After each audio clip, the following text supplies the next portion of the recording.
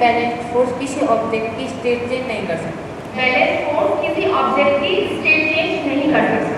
Well, आप इसे और अच्छे से समझने के लिए हम यहाँ पर एक एक्टिविटी करेंगे, है ना। आप लोगों ने बचपन में नाम सुना होगा tug of war. Actually noted tug of war. तो 2-3 स्टूडेंट्स आ जाइए, है ना। देवसिंह, कृष्णा, ये रोप है बच्चों, इसमें एक एंड आप 2 स्टूडेंट्स इधर से और 2 स्टूडेंट्स यहाँ से। ये टीम ए, ठीक है बच्चों, ये टीम बी है। आप इसको आप पुल करेंगे, 2 पे करेंगे, 1 2 पुल करेंगे। हाँ, एक्सप्लेन करो। दीदी अब आप देख सकते हो कि यहाँ दोनों साइड इक्वल फोर्स लग रही है, इसलिए कोई टीम दूसरी टीम को अपनी साइड पुल नहीं कर पा रही। ये एक बैलेंस फोर्स का एग्जांपल है। बिल्कुल सही। और अनबैलेंस्ड फोर्स, बताइए। If the resultant of all the forces acting on a body is not zero, it is called unbalanced force. ठीक है, ये तो बच्चे डेफिनेशन हुई। टग ऑफ वॉर में आप कैसे बता सकते हो अनबैलेंस्ड फोर्स? यहाँ पे एक्सप्लेन करोगे? दीदी हम टग ऑफ वॉर में एक्सप्लेन नहीं कर पाएंगे। Sit down. पीयूष, आपको कल प्रेजेंट देना बच्चे, बताइए। दीदी अनबैलेंस फोर्स समझाने के लिए दीदी मुझे एक स्टूडेंट और चाहिए। अनब ऐड हो जाओ अभी। हाँ, चलिए। तो दीदी ये हुआ अनबैलेंस फोर्स। दीदी पहले कोई भी टीम एक दूसरे की तरफ दीदी पुल नहीं हो पाई थी। दीदी जब मैंने टीम ए में दीदी एक स्टूडेंट और ऐड करा तो टीम बी दीदी टीम ए की तरफ पुल हो गई। दीदी ये हुआ अनबैलेंस फोर्स का एग्जांपल। ये समझ में आया सबको बच्चे? जी दीदी।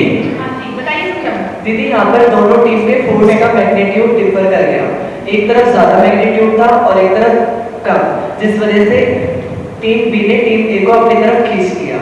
ये अनबैलेंस फोर्स का एग्जांपल होता है। और हमारे जो रोजाना के काम होते हैं वो अनबैलेंस फोर्स पे ही बेस्ड होते हैं। अगर हमें किसी बुक को उठाना है तो हमें उस बुक को उठाने के लिए उस बुक से ज्यादा फोर्स लगाना पड़ेगा, तभी हम उस बुक को उठा पाएंगे। इसलिए हर काम को करने के लिए अनबैलेंस फोर्स का होना जरूरी है। समझ आया principle? Balance unbalance force clear हो गया? जी दीदी। अब हमारे साइंटिस्ट थे गैलीलियो के बारे में मैंने आपको कल कुछ पॉइंट्स लिखने के लिए कहा था। उन्होंने कुछ भी लिखी थी, एक इंक्लाइनमेंट का एक्सपेरिमेंट भी किया था। सबने होमवर्क किया है? जी दीदी। छोटे कॉपी। ओके, कोई बात नहीं, करते हैं आप। दीदी हाँ जी, मैंने एक चार्ट भी बनाया है, दिखाइए। बहुत सुंदर चार्ट बनाया है, सुंदर। आ जाओ, ये देखो, अभिषेक, हर्षवर्धन, ये कितना सुंदर चार्ट बनाया है हमने। जरा जरा एक्सप्लेन करो इसको। गैलीलियो गैलीली एक बहुत महान साइंटिस्ट थे जिनका जन्म इटली पिसा में हुआ था, जो आज यूरोप में है। और इनके फादर का नाम था विंसेंजो गैलीली। इन्होंने कई सारे फेमस बुक्स लिखी जिनमें La Bilancetta, starry messengers, discuss on floating bodies famous है। 1564 से 1642 तक इनका जीवन काल रहा। इस समय इन्होंने बहुत स्ट्रगल किया क्योंकि उस टाइम बहुत सारे मिथ थे और लोग उनकी साइंटिफिक थ्योरीज को गॉड के खिलाफ मानते थे, इसलिए उन्हें पनिशमेंट भी मिलती थी। उनका जो सबसे फेमस एक्सपेरिमेंट था वो था इंक्लाइंड प्लेन एक्सपेरिमेंट, जो हमने अपनी बुक में पढ़ा। बहुत अच्छा, इसको क्लास के बाद में यहाँ पे पिन कर देंगे, ठीक है। Mukesh, stand up. आप ध्यान नहीं दे रहे थे? सुंदर ने क्या बताया? कहाँ के रहने वाले थे गैलीलियो? इटली के रहने वाले थे। इटली कहाँ पर है? यूरोप में। इधर आ जाओ। ये ग्लोब है, यहाँ पे बताओ जरा इटली कहाँ पर है?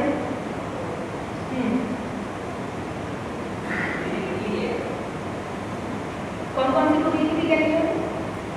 नहीं, ध्यान दिया करो। अब गैलीलियो का जो जीवन काल था 1564 और 1642, इस टाइम पीरियड में आपने अपनी हिस्ट्री की बुक में, इतिहास की किताब में कोई ऐसा इवेंट, कोई वार, कुछ ऐसा इंपॉर्टेंट पढ़ा है 1564 से 1642? याद करिए, बताइए। दीदी मैं बताऊं? हाँ, मुझे बताओ। दीदी सन 1600 में रानी एलिजाबेथ ने ईस्ट इंडिया कंपनी को व्यापार करने की मंजूरी दी थी, जिसके बाद 1608 में ईस्ट इंडिया कंपनी बाहर के गुजरात के सूरत में आई थी। उसके बाद 1611 में ईस्ट इंडिया कंपनी ने अपनी पहली कंपनी आंध्र प्रदेश के मसूलीपट्टनम में स्थापित करी थी। ठीक, वेरी गुड। सबको पता था? पढ़ा हुआ है ना? ठीक है। Shubham Pathak, stand. First law of motion को क्या कहते हैं? दीदी फर्स्ट लॉ ऑफ मोशन को लॉ ऑफ इनर्शिया भी कहते हैं। इनर्शिया क्या होता है? दीदी inertia can be defined as the natural tendency of an object to resist a change in its state, either it is in rest or motion. It's called inertia. ठीक, good, बिल्कुल सही। हर्षवर्धन, स्टैंड। इनर्शिया का measurement क्या है? दीदी मास। Inertia का measurement मास। चलिए बैठ। अब मैं आपसे कुछ क्वेश्चंस पुट अप करूंगी, ठीक है? जिसका नाम की वही बच्चा बताएगा। अंडरस्टैंड? बस और ट्रेन में किसका इनर्शिया ज्यादा है? दीदी ट्रेन का, क्योंकि इसका मास था। बिल्कुल। कृष्णा इधर आओ।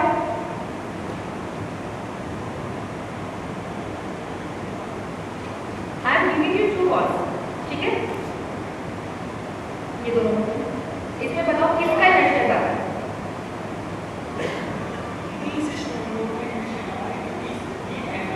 क्योंकि ये हैवी है तो इसका मास ज्यादा है इसलिए इसका इनर्शिया ज्यादा है। ठीक।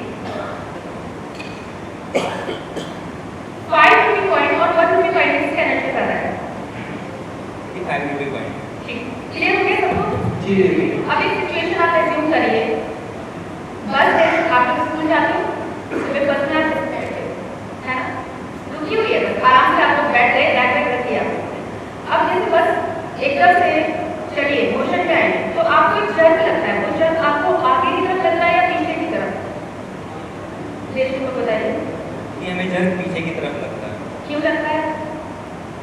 क्योंकि law of inertia. Law of inertia. दीदी हाँ शुभम बोलो। दीदी इसमें जो गैलीलियो ने अपना फेमस एक्सपेरिमेंट इंग्लैंड में किया था, आपको करके दिखा सकती हैं? हाँ बिल्कुल दिखा सकते हैं। दिनेश आप। जी दीदी। दीदी हम भी वहाँ पर आके देख सकते हैं? बिल्कुल आ जाओ। काफी है।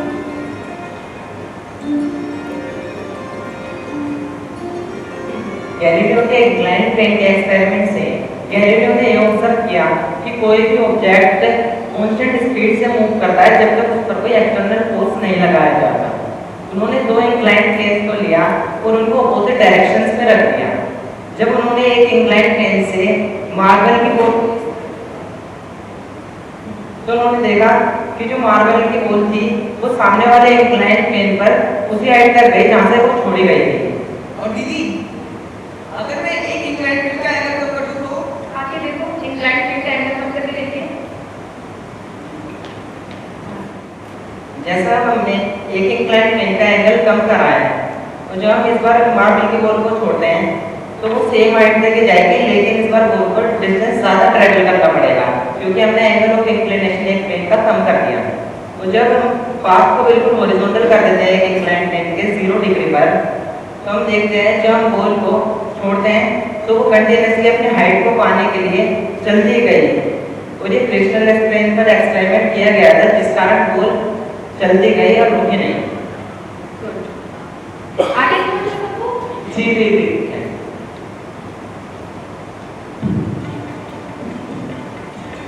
तो बच्चों आपको बैलेंस अनबैलेंस फोर्स क्लियर हो गया, लॉ ऑफ इनर्शिया भी आपको क्लियर हो गया। कोई और ऐसी एक्टिविटी है जो आप करना चाहते हो एनसीईआरटी बुक में हो आपके? ये टम्बलर वाली एक्टिविटी है। बिल्कुल टम्बलर वाली एक्टिविटी करते हैं। आ जाओ इधर। हम फिर से वहाँ पर आके देख सकते हैं? अभिषेक आगे आ जाओ।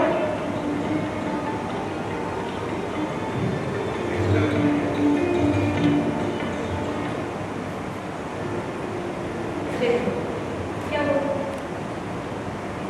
ठीक है, एक्टिविटी कह रहे थे आप लोग? हाँ तो ठीक है, ये कार्ड है, इस पर ये कॉइन है, आधा नंबर 9 नंबर ये कॉइन, ठीक है? अतुल आपने इस पर एक कोड लगाओ,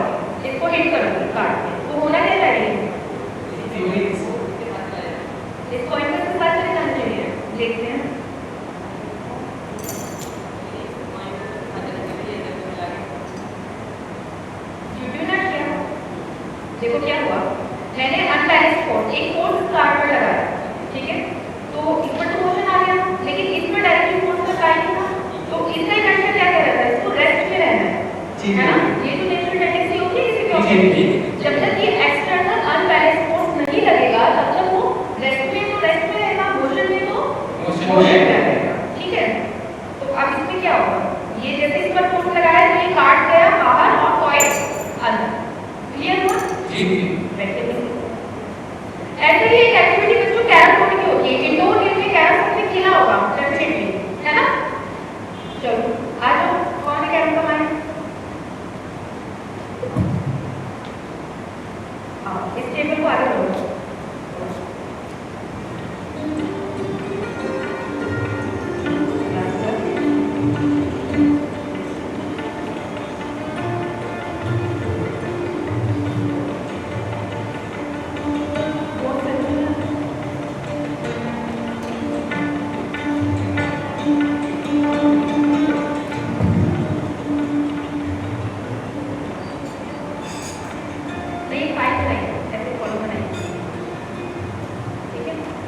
सेकंड राउंड में करते हैं, कोई नीचे रखते हैं।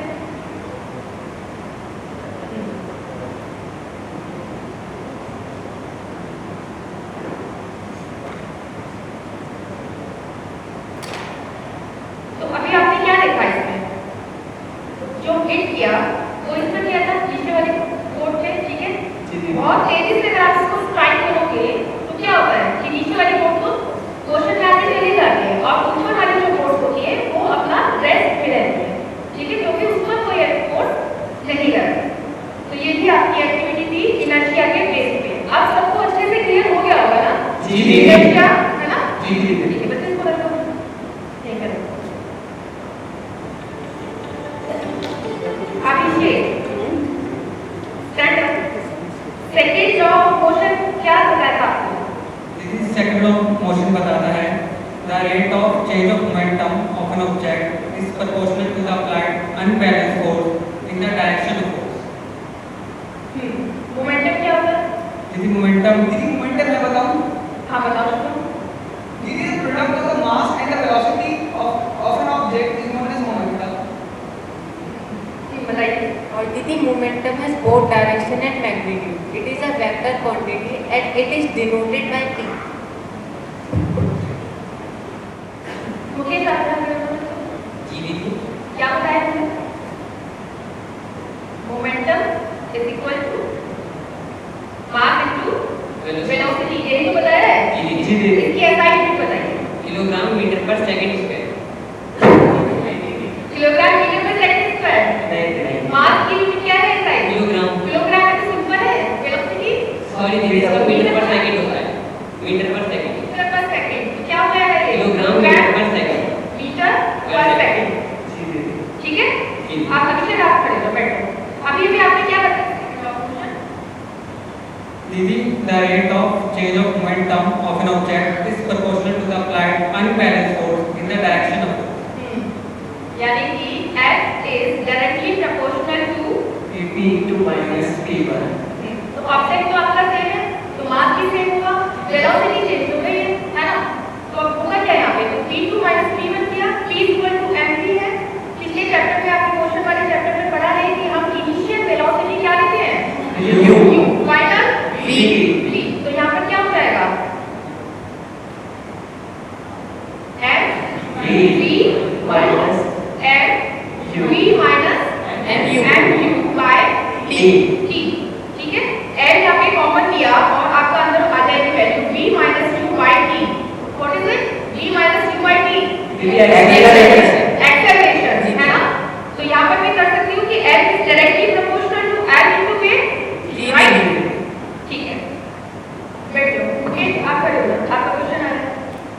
तो अब ये बताओ, f is equal to proportionality का कांस्टेंट हम लगा दें a, तो f a बोल सकती हूँ, यहाँ से इधर तक, ठीक है। 1 यूनिट फोर्स के लिए सारी वैल्यूज 1 हो जाएगी, तो यहाँ पर 1 kg, 1 acceleration, 1 metre per second square, है ना? तो f is equal to f a। Clear है सबको? जी दीदी। मुकेश ये बताओ बेटा, इसमें अब इसकी एसआई यूनिट बताओ। Kilogram metre per second square. Clear है ना? Kilogram metre per second square, ठीक है। चलिए बैठो। दीदी हाँ जी, दीदी इसको हम न्यूटन भी कह सकते हैं। इसको हम न्यूटन। हाँ भी कह सकते हैं, बैठो। अच्छा, अब आपके पास बड़ी इंटरेस्टिंग सी सिचुएशन क्रिएट कर रहे हैं, ठीक है। जरा ध्यान से सुनना। एक तरफ आपका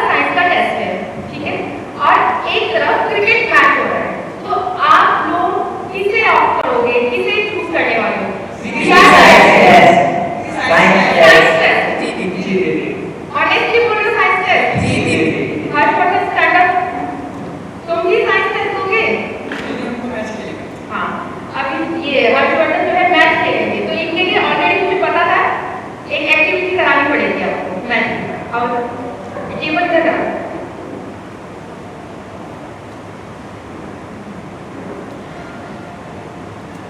अब हर्षवर्धन को फील्डिंग का बड़ा शौक है, तो देखते हैं, ठीक है, थोड़ा ध्यान से करना। आप लोगों ने ध्यान दिया बच्चों, अभी हमने बॉल को कैच किया, तो अगर ये और वेलोसिटी से होगी, प्लेग्राउंड में तो और वेलोसिटी होगी इसकी, है ना, बहुत तेजी से आएगी, जी दीदी। तो और ज्यादा इतना मूवमेंट जाएगा हाथ का, ऐसा क्यों हुआ? इसमें कौन सा लॉ लगा है? अच्छा तो आपने ऐसे किया ये बता,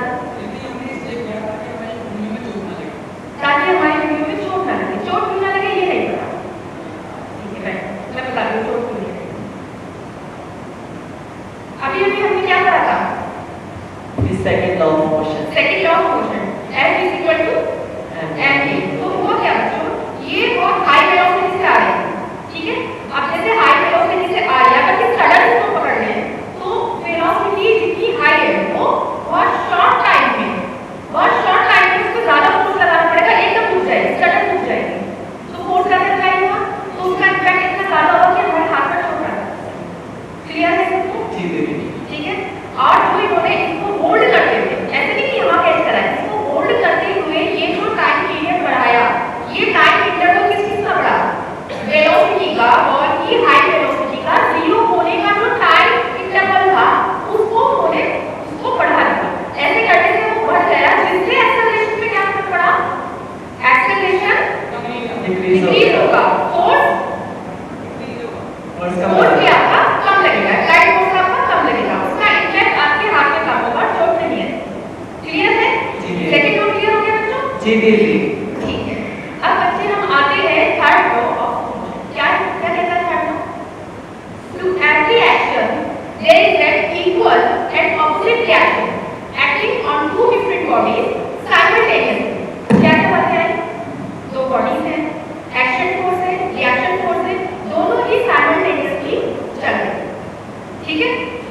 तो अब इसको समझाने के लिए अक्सर ये एग्जांपल दिया जाता है कि जैसे मैं इस बॉल पे फोर्स लगाऊं तो उतना ही फोर्स से मुझे लगाए, ठीक है।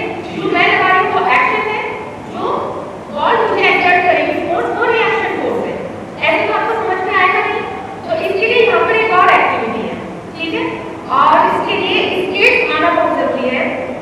आज हो जाएगा मुकेश, तुमको या लेफ्ट बता दिया जाओ, ये स्केट बोर्ड है, आप लोगों को दिखाई दे रहा है? टेबल के शुरू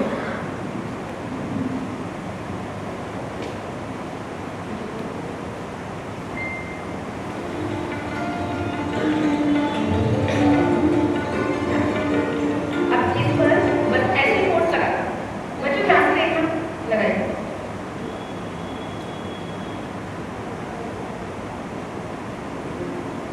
क्या देखा आपने कि जितना फोर्स इन्होंने लगाया, इनका स्केटबोर्ड पीछे गया, इनको वापस बॉल से एक फोर्स एक्सर्ट हुआ, जिससे हमने क्या बोला? Reaction force. कंफ्यूजन है इसमें कुछ? नहीं कुछ है ना? दीदी पहले के कंपैरिजन में अगर देशदीपक ज्यादा फोर्स लगाए तो क्या बॉल भी उन्हें ज्यादा फोर्स लगाएगी और वो ज्यादा पीछे होंगे? अगर ये ज्यादा फोर्स लगाए तो क्या स्केटबोर्ड ज्यादा पीछे होगा, उतना ही फोर्स बॉल से लगेगा, ये कहना चाहते हैं? जी दीदी। देखो करके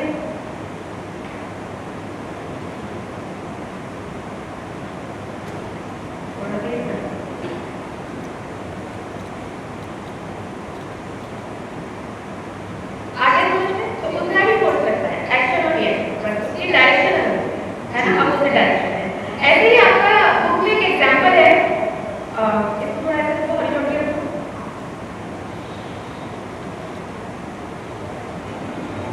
नाउ हम बैठे जी दीदी। है ना, तो जैसे आप उससे रिवर बैंक के किनारे पे आते हैं तो वो जो नाविक होता है वो क्या करता है, उसको नाव से पकड़ लेता है ताकि वो पीछे ना जाए, है ना, एकदम उसको करके देखते हैं और इसका एक्सप्लेन दिनेश करेंगे। आगे पकड़ो, आगे। हाँ जी। दीदी जैसा हमने देखा, जब हम बोर्ड से उतरे तो एक्शन फोर्स स्केट्स पर लगाया, जिससे स्केट्स पीछे गए और स्केट्स ने रिएक्शन फोर्स इन पर लगाया, जिससे वो आगे बढ़ पाए। बिल्कुल सही। एक्शन और रिएक्शन का ये वाला आपको एग्जांपल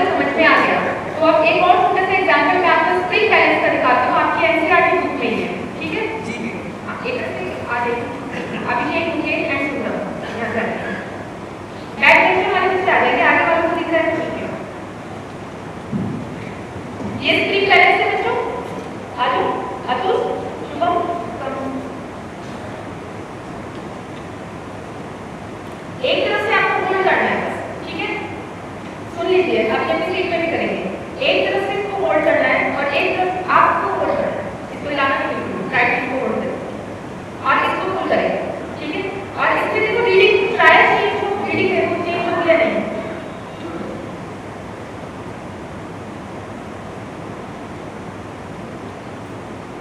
दीदी इसकी रीडिंग सेम आ रही है। नहीं देखो, हो सकता है चेंज होगी। नहीं दीदी सेम है। सेम है, दूसरे स्प्रिंग बैलेंस से करके देख लीजिए।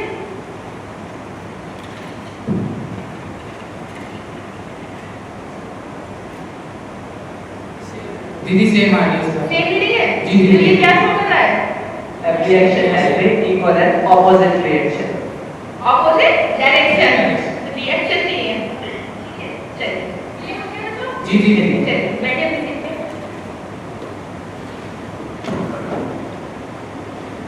अब आप फर्स्ट लो, सेकंड लो और थर्ड लो, ये तीनों ही लॉज आपको समझ में आ गए, लॉज ऑफ मोशन, है ना। बैलेंस और बैलेंस फोर्स क्या है।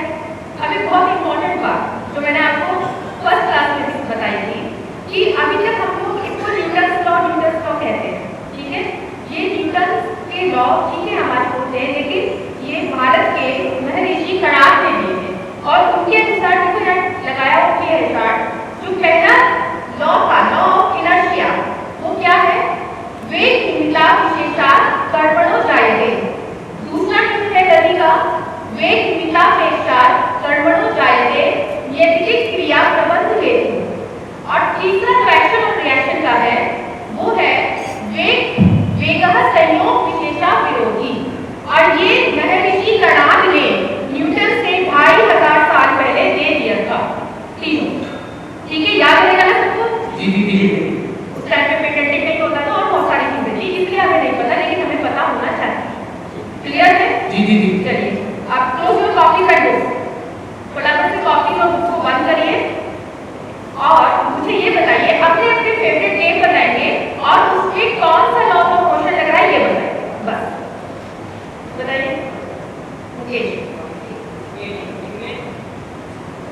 दीदी स्केटिंग इसमें थर्ड लॉ लगता है, तो आपने करके दिखला दिया। ठीक है, वो हो गया स्केटबोर्ड का। आप बताओ पूरा। दीदी मेरी हॉबी साइकिलिंग है और साइकिलिंग में व्हील जो होते हैं वो नीचे वाली सरफेस पे फोर्स लगाते हैं जो कि एक्शन फोर्स होता है। हाँ। उसके रिएक्शन में जो सरफेस होती है वो उससे ऑपोजिट फोर्स लगाती है और व्हील आगे बढ़ पाता है। बिल्कुल ठीक है। आपका?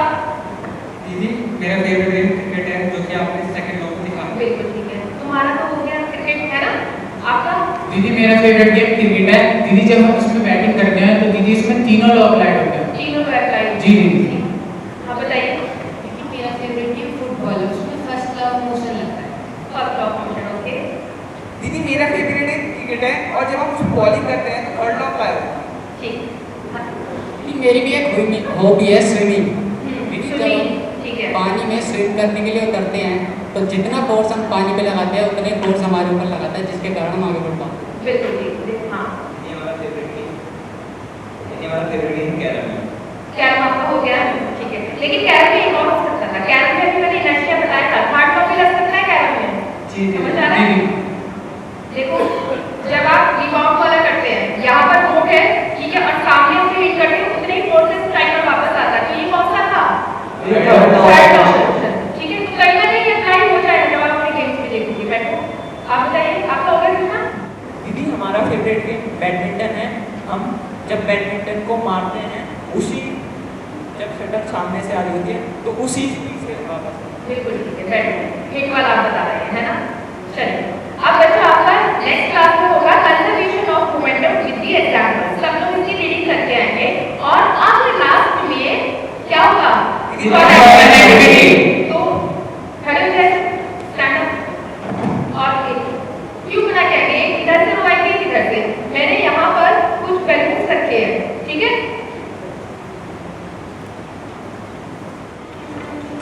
इधर आ जाओ, है ना, हार्ट बटन।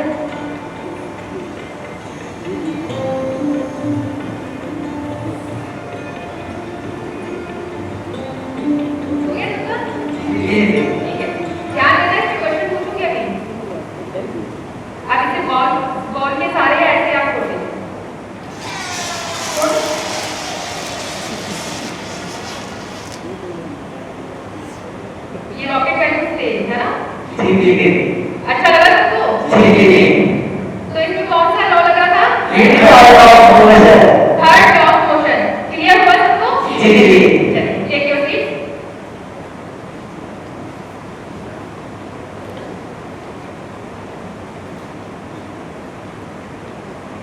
ठीक है बच्चों, कल हम करेंगे कंजर्वेशन ऑफ मोमेंटम, करेंगे कुछ मैथड्स करेंगे, ठीक है?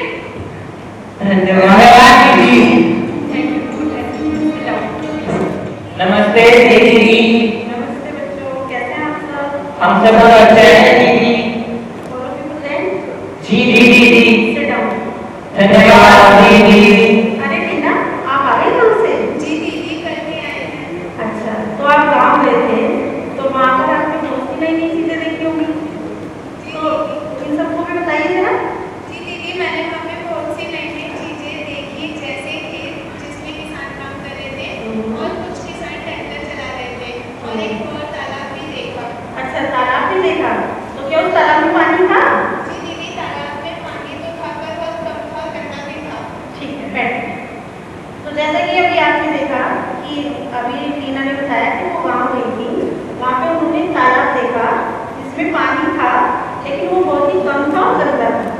तो आज का हमारा विषय भी पानी से ही संबंधित। आज हम भूगोल का पार्ट 5 जल के बारे में जानकारी प्राप्त करेंगे, ठीक है?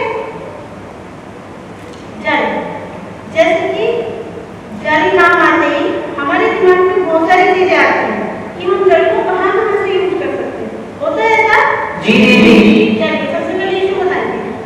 दीदी, जल के बारे में सोचने पर हमारे मस्तिष्क में अनेक प्रकार के चित्र उभरते हैं, जैसे कि नदियाँ। आप बैठिए, कोई और बताइए। चलिए हाँ, तो आप बताइए। जी दीदी, जैसे वर्षा की रिमझिम। चलिए, अब इधर से कोई बताएगा। हाँ जी, आप बताइए। जैसे झरना। झरना, हाँ जी, आप, हाँ जी, आप बताइए। तो आपने देखा जैसे ही जल का नाम है, सबके माइंड में अलग अलग चीजें आई कि हम जल को कहाँ कहाँ से यूज कर सकते हैं। अभी जैसे हिमांशु ने बोला वर्षा की रिमझिम, तो जब बारिश होती है तो कई बार होता है कि हमारे घर के आसपास में गड्ढा होता है, उसमें पानी भर जाता है, तो क्या किसी ने कभी उसमें कागज की नाव बना के चलाया है? जी जी। हाँ जी, बस आप बताइए क्या कहना चाहते हैं। जी दीदी, हमने जल से भरे गड्ढे में कागज की नाव चलाई है। आपको आती है नाव बनानी? जी दीदी। किस किस को आती है? जी दीदी, जल्दी से हमें आती बताइए। है। जल्दी से बताते हैं। जिसको नहीं आती कोई बात नहीं, देख के सीख लीजिए। बना ली सुनिए। जी दीदी, हो गया। यहाँ पे चलाते हैं। Very good. अरे वाह, इतनी सुंदर सुंदर नाम बनाई।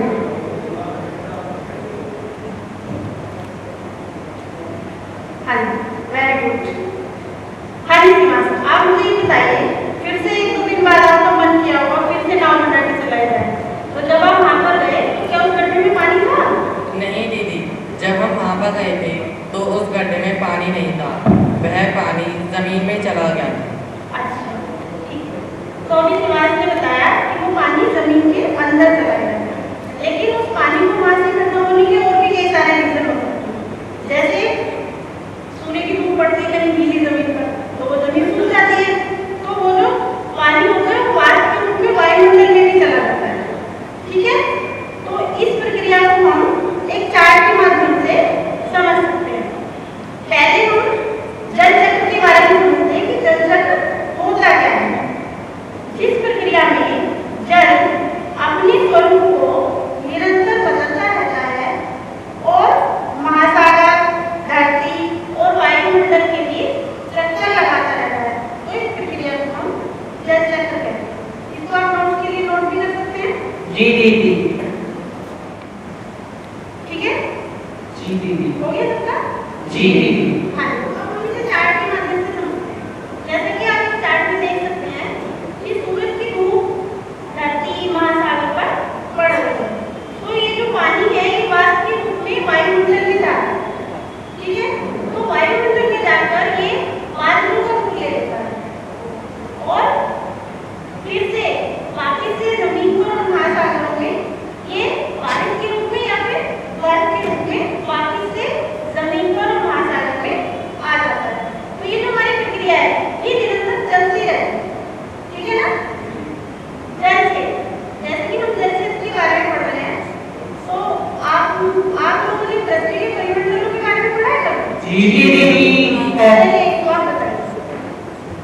दीदी मैंने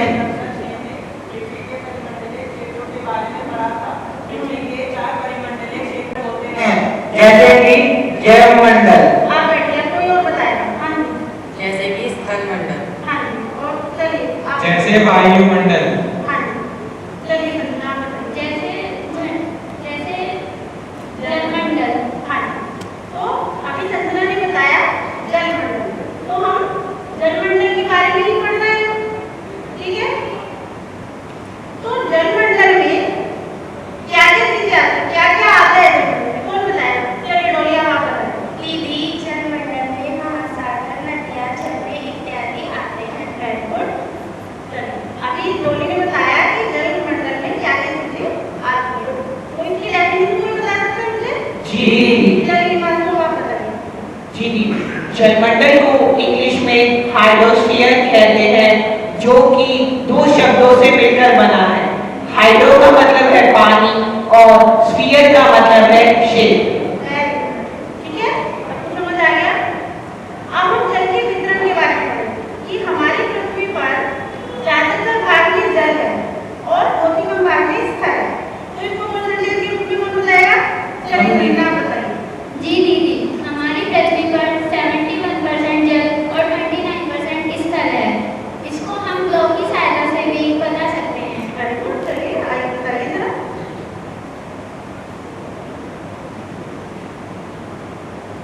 जैसे ग्लोब पृथ्वी का छोटा रूप है, ये ज्यादातर नीला दिखता है। तो ये नीले ही क्यों दिखता है?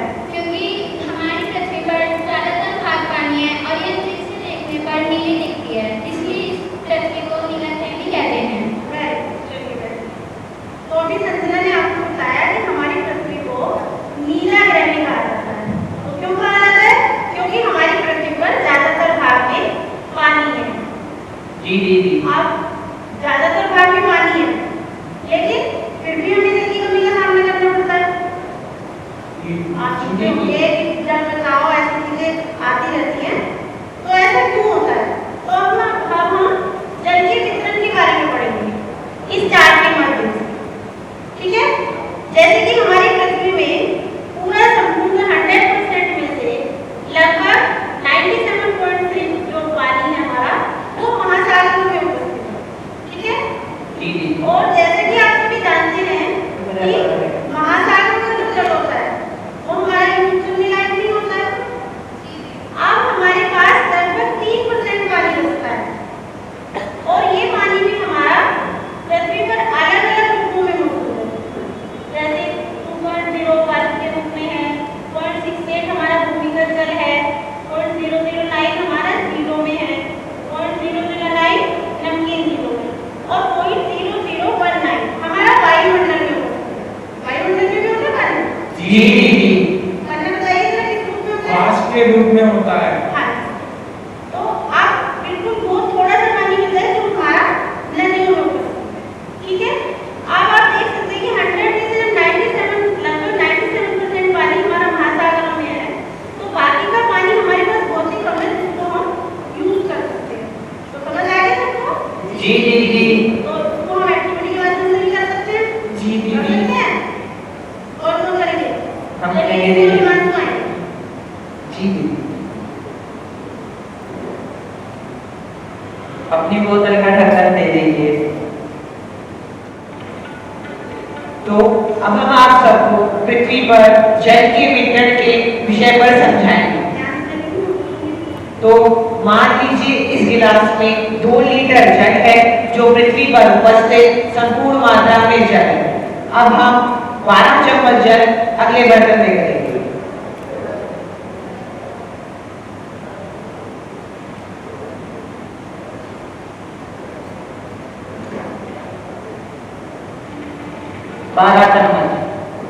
तो ये 12 चम्मच जल वह जल है जो कि हमारा फ्रेश वाटर है, अर्थात वह जल जिसे हम उपयोग करते हैं, लेकिन यह जल भी पृथ्वी पर अलग अलग रूपों में उपस्थित है, अर्थात हम इसे अलग अलग रूप से उपयोग करते हैं। तो अब हम 9 चम्मच जल अगले बर्तन में डालेंगे।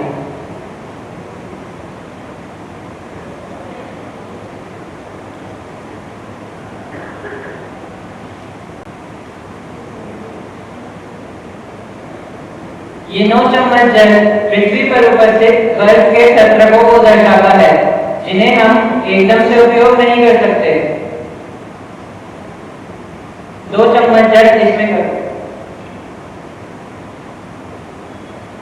ये 2 चम्मच जल भूमि पर उपस्थित भूमिगत जल या फिर ग्राउंड वाटर को दर्शाता है, जिसे हम अपने घर के नलों से, समरसीवर से, ट्यूबवेल से एवं कुओं के माध्यम से उपयोग करते हैं।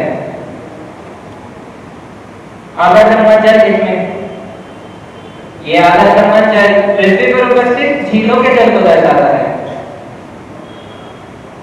ये बचा हुआ आधा चम्मच जल पृथ्वी पर उपस्थित नदियों के जल को दर्शाता है, जो सर्वाधिक उपयोग करे जा रहे हैं।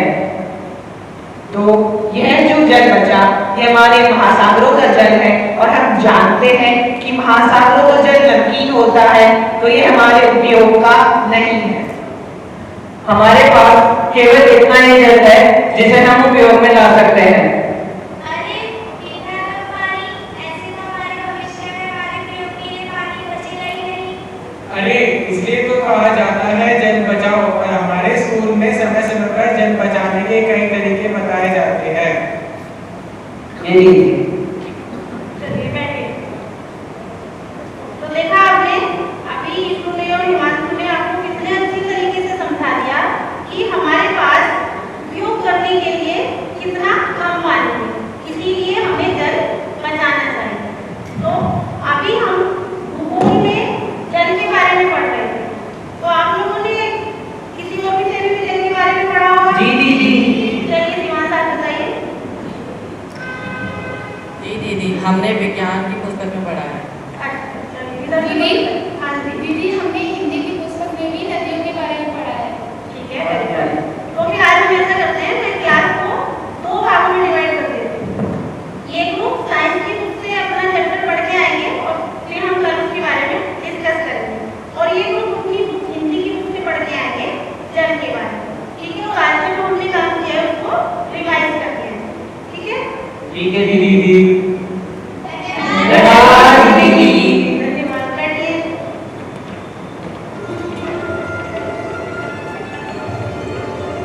Next day.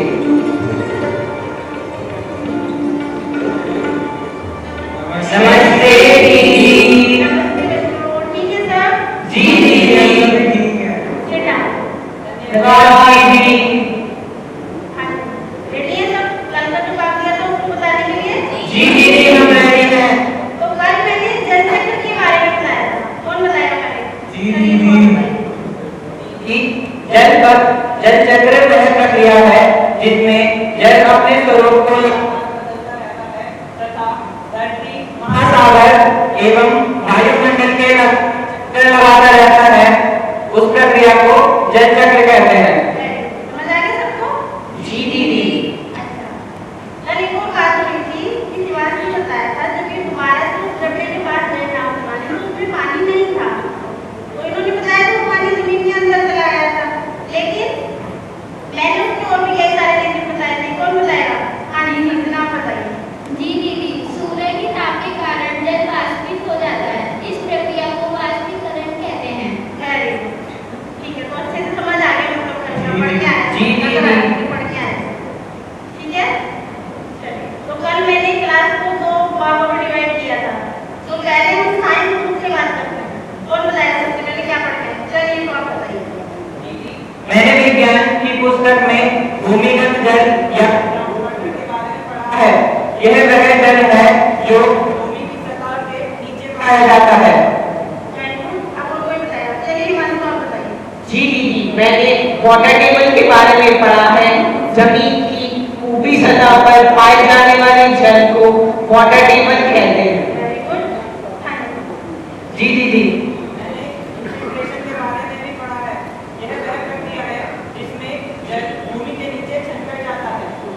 गुड। इसको अच्छे से पढ़ के आए हैं। और कोई? हाँ जी, आप बताइए। जी दीदी, हमने एक्यूफर के बारे में पढ़ा है। जमीन के नीचे पत्थरों में जो पानी पाया जाता है उसे एक्यूफर कहते हैं। Very good.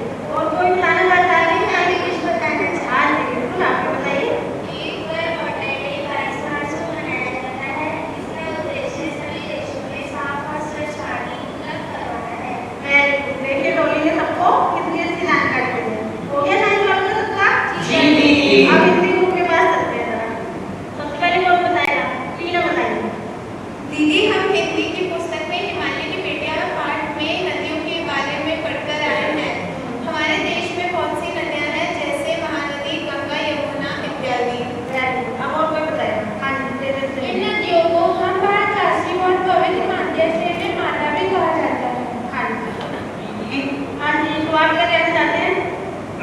भारत की इन पवित्र नदियों के बारे में संस्कृत में कई श्लोक भी पढ़े हैं, क्या उनमें से मैं बिल्कुल सुनाइए।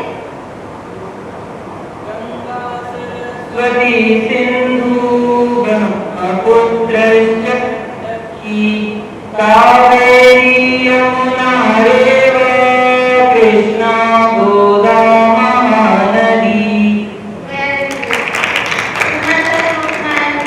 चलिए फिर हम हिंदी ग्रुप के पास आते हैं। कौन बोलेगा? हाँ जी बताइए। लेकिन दीदी पवित्र नदियाँ दूषित होती जा रही हैं। हाँ जी मतलब में कुछ कहना चाह रहे हैं। जिसकी वजह से इनका जल पीने योग्य नहीं रहा और ये मानव की गलत क्रियाकलापों द्वारा ही दूषित हो रही है। हाँ जी बिल्कुल सही बात। हाँ जी आप बताइए। दीदी मैंने हिंदी की पुस्तक में नदियों के बारे में एक कविता ही पढ़ी है, मैं वह सुनाना चाहती हूँ। ठीक है वेरी गुड। दीदी हमने भी पढ़ी है, पढ़ी है। आपने पढ़ी है वेरी गुड। बहुत अच्छा। नहीं सुनाई। क्या कहना चाहते हैं? जी दीदी, हमारी म्यूजिक वाली दीदी ने हमें उसे हारमोनियम पे बजाना भी सिखाया है। आप बताइए उसे। जी दीदी। तो मुझे यहाँ से हारमोनियम क्या मस्त जरा हेल्प करना।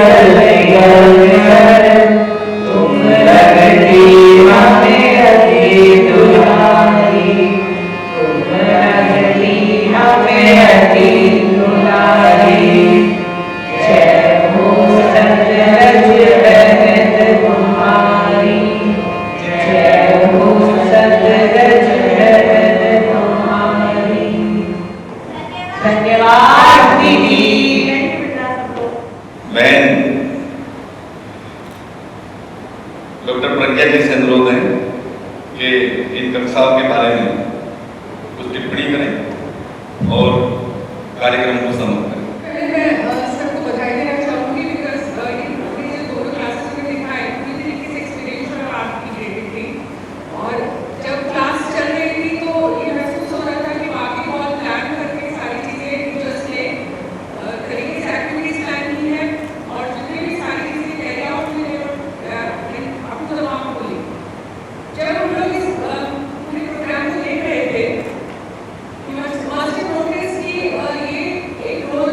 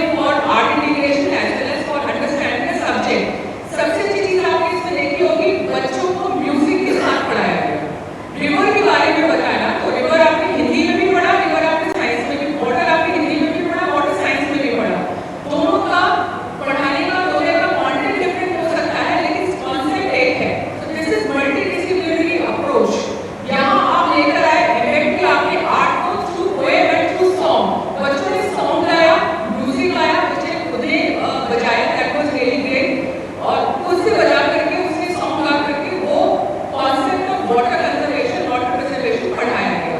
यही सारी चीजें एक्सपीरियंशियल है, यही सारी चीजें आर्ट इंटीग्रेशन है। Congratulations to the entire team and बच्चों के लिए बहुत अच्छी तालीम है होनी चाहिए। Teachers as well as students they really deserve a big applause. माननीय अध्यक्ष जी, आदरणीय रामकृष्ण राव जी से अनुरोध है कि कोरोना के बाद भैया बहन आज विद्यालय आए हैं, उनको और हम सबको आशीर्वाद प्रदान करें। The management of this school, the principal, the staff, and ultimately the students without whom the school is a big zero. After 6.5 months, I came across the students and the teachers interacting in a classroom real situation, for which I am very, very happy. And for the last 42 years, there was no day when I miss the student. Everywhere, wherever I go, I meet the students. So now I am here to pay my gratitude to all the children and teachers who took us to the real classroom situation. And then regarding their performance, I don't want to speak anything because Dr. Pragya said she has put everything, whatever is needed to put. But 3 suggestions for the students and everybody as well. I'll just mention it and it is for us to analyze it. I don't want to analyze further as well. Our duty is to learn and make others learn. That's an activity which goes on for the entire life. सीखना और सिखाना, ये जो प्रक्रिया है जीवन भर चलने वाली है। इसीलिए इससे क्या सीख सकते हैं ये सबको सोचना है। This is one. And I go back to my childhood days when English grammar, in those days grammar was a different what you call subject, and it was taught with the help of music, that is harmonium. Even now we remember the English grammar which was taught during my childhood, because music has become a powerful medium to learn. This is second aspect. And another important thing for all the teachers and the students over here, teaching under the sky and in the lap of the nature, that quickens the process of learning. इसके लिए थोड़ा सोचना और इसके लिए इंतजार, मैंने some arrangement is to be made for this. जितने क्लासरूम एक्टिविटी होते हैं बाहर जाके भी कुछ करना. These are not my words. These are the words of Swami Chinmayananda, who visited our school, and after moving, of course, our school is in the lap of nature. Naturally, he must have felt it happy, and he suggested that it's an ideal situation for learning because you get many of the things around to learn. And one more suggestion I want to make before I end. That is, every moment is a moment of learning. ये समझ कर जाए. Dr. Pragya Singh was here for the last 3.5 hours, and every minute she was engaging herself and she was engaging others. That's the way how you learn, and you involve in the learning process. So it is what you call, just an idea which we have to remember in our life. Of course, you should be prepared to learn, and we should be prepared to learn. And ultimately, my blessings are to all the children and teaching staff on behalf of साधारण सभा के लिए जितने सारे बंधु आए इन सबके ओर से उनको क्या a word of appreciation and blessings, and then I pray the Almighty to shower the choicest blessings for their happy future and for the what you call for the country and the nation as well. So with pranams, I take this opportunity to thank you for hearing this